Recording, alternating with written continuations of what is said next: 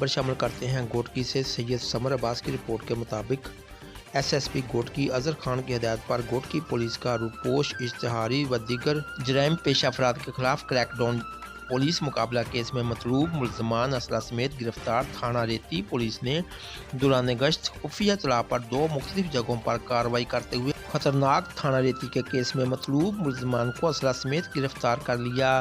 گرفتار ملزمان عبدالحلیم ولد محمد نواز کو سکنہ نزد ریتی اسٹیشن کو بیروٹا لنک روڈ نزد کوہر ریلوے فاٹک سے ایک دیسی ساخت کارتوس پستول جرم میں استعمال کیا ہوا اور 3 عدد کارتوسوں سمیت گرفتار کیا۔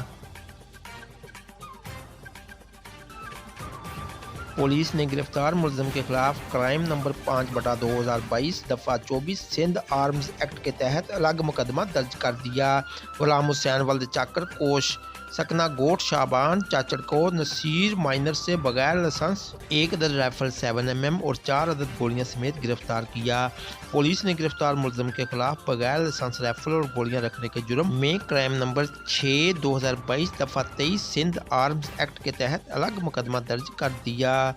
مزید تازہ ترین خبروں کے لیے دیکھتے رہیں JN نیوز۔